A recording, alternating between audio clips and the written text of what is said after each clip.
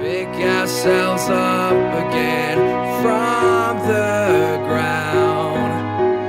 Live to fight once more.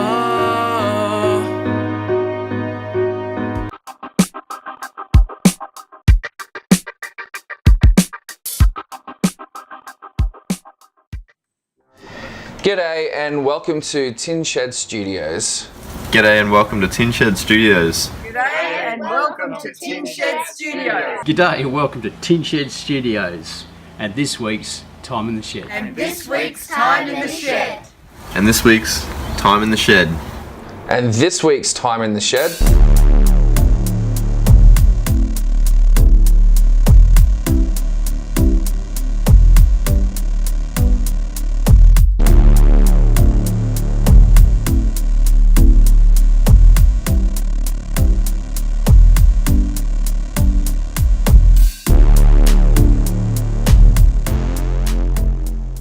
Hello and welcome to Tin Shed Studios. Today we have in the studio with us Luke Miller, and he's going to have a little bit of a chat to us and tell us all about himself.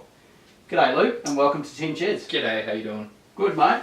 Hey, first up, could you just tell us a little bit about Luke, a bit of your background and where you came from? So I've been into music since I was quite young, I'd say probably 11 or 12, and started really playing guitar when I was about 12, and yeah, it's just been a love affair with music ever since. Beautiful. It's amazing how it just hooks you in, doesn't it? It does. And when it's in the blood, it's in the blood. It is, yeah. It doesn't matter what you do, you can put it away and Yeah. but it's always there, it's always at the background. Yeah. So did you sort of stick at music for most of the time through, or did you sort of get lost in the world of normalism, I suppose is the word? Well, I started playing guitar when I was about 11, 12, so I've been playing guitar ever since then, but only the last maybe 5 years have I really started becoming a singer. Yeah, okay, so you sort of went off, done normal job stuff, whatever your career was, and then that music called back to you and you came back to it? Yeah. Just when I thought I was out. So what actually started you off in music? What got you kicked into it and why? What started me was I had a love of music, and I wanted to learn how to make music myself. Okay, so who was your inspirations back in those days? I'd say back when I was probably 11 would have been Michael Jackson. He was the old 80s tracks, yeah, the good I stuff. used to love Michael Jackson. Thriller? Yeah, Thriller. It's one of the greatest albums ever. Yeah, he's brilliant, that guy. So So he was your main he was, influence? yeah, he was back when I was 11, 12 years old, and then kind of around the same time I started getting into Kiss as well. Then after that progressed to Nirvana, Metallica, stuff like that. Yeah, you're picking some pretty good... Well, they're very... each one of those different people, or bands, you've got person and people, they all had their own uniqueness about them, didn't they? Each genre, like you've got Michael each one of Jackson, them kind of kicked off their own genre. They're pioneers of their own genres. That's it, yeah, basically. because you sort of had the rock and roll going there for a while, and then you had like Nirvana come out of the woodworks, and the same as Metallica. Metallica really kicked off the heavy metal the heavy metal side of things. Mainstreamed heavy metal. Yeah, made it mainstream. Whereas even Nirvana, they just even twisted it even more and come up with their own sound. So how's your music career progressed up until now? Well, the last 5 years have pretty much just been gigging a lot. Well, pretty much the last 3 years I've been gigging full time. Been doing it every weekend for like a few years now. So. And that was when you came back from Melbourne? Yeah, so I did live in Melbourne for quite some time, and I was a chef down there, and when I moved back up to Mackay, I thought I want to do music full time. That's when I made the choice to start playing. And the good part is that you actually are professional, you do actually make all your income through gigging and music, basically. Through music, Yeah, which is a pretty hard thing to do. Yeah. And tip my hat to you for being able to do that yourself. Thanks. So tell us a bit about the song you've just recorded at Tin Sheds. So it was originally going to be like a heavy song. We came in here and it was had a lot of overdriven guitar and stuff like that. But as soon as we started playing with it and adding different parts of cellos and pianos in there, it turned into a real kind of power ballad. Yeah. So I actually had it sitting on my computer for like 8 years. I completely forgot I even recorded it until I came in here 2 months ago. Yeah. And we started making a new song out of it. And Yeah, it's sort of funny how it sort of, yeah, it just grew its own life from what it was to where it is now. that's it. Like pretty much, we basically served the music. It pretty much told us which direction to go in. We didn't. Yeah. We didn't master. It was master over us. Yeah, it was actually, yeah. Because the whole idea originally was we were only going to use the acoustic guitar as like a backing track. Yeah, right? just. And there was going to be all this heavy Yeah. guitar over the top, and he went, nah, not Yeah. over that.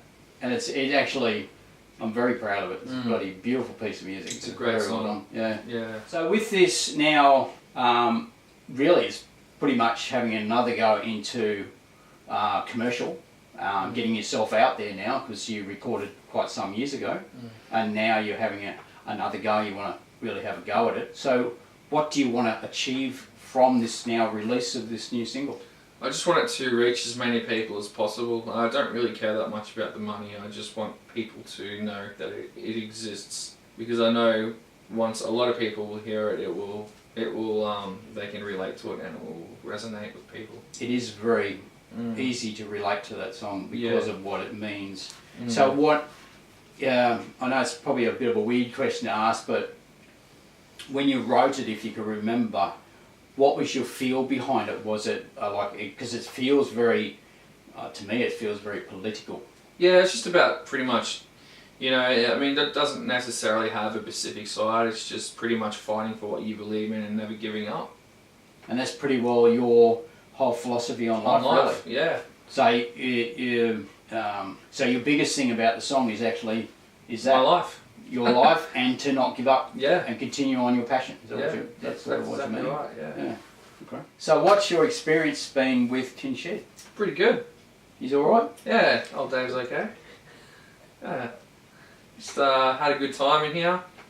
It was really great to have another creative person to bounce ideas off and to collaborate with.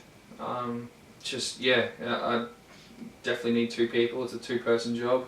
It is, isn't it? It's you get a lot of people who can produce stuff on their own, but be able to bounce you off need somebody a second else. person to collaborate. I think everybody must have somebody else they're bouncing off, because you go nuts. Yeah, and it's just, we're pretty lucky that we're very similar in taste and on the same wavelength when it comes to music, so it worked out really, really well.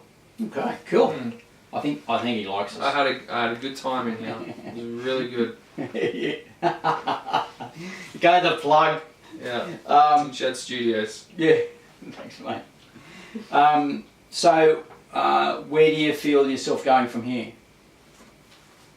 Hopefully to #1 on every single chart possible. Worldwide. Let's go. Let's go to world. Obviously I'll keep doing my full-time music and playing music for a living, but I would like this song to get noticed and I would like kick it off. and kick it off. Yeah, kick off an original career. Yeah, that would be nice. That would be great to be playing my originals instead of other people's. And doing covers and stuff like I that. like playing covers, but my original stuff's where my real passion lies. Yeah.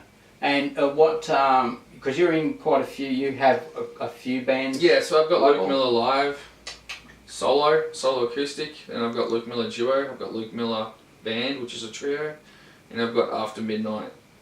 And they keep you pretty busy. Yeah, and between those projects, I'm pretty much always got gigs. So That's a good thing. That's a good sign that you're doing something right if you're constantly getting work all the time. yeah. Lastly, what would be your message? What would be the main thing you'd like everybody to know about Luke, or what you would like to partake on to others? Well, I'd just like to say that, like, if there are any other musos that are really passionate about what they do, that they should just keep going with it and never give up. And eventually, you're bound to get a break. You can only Statistically saying, you have to get one eventually. If you put in 110% and never quit, then you've got to get something out of it. And you're not quitting. I'm not quitting. You're still plugging along, so I'm still plugging along. 35 and I'm still you gotta get chasing there, mate. I I'm reckon. still chasing it. I think what we've done is brilliant. Mm. I think what we've done is absolutely wonderful. I don't see why it can't take off. Yeah. So anyway, that's a couple of moments with Luke, spending a bit of time with Luke and catching up and seeing where he thinks and what his likes and dislikes are like. So anyway, I'd like to thank Luke again for coming in and having a chat with us. So until next time, have a great one, and here's to the music. Enjoyed that episode, and please join us again next week for more time in the shed. So you have a fantastic week, and here's to the music. Cheers. The great anomaly across the universe is calling me. Today we have Luke Miller in the studio with us, and we're going to have a chat to Luke and learn a little bit more about him. Welcome, Luke. Hello, Dave. He's cute.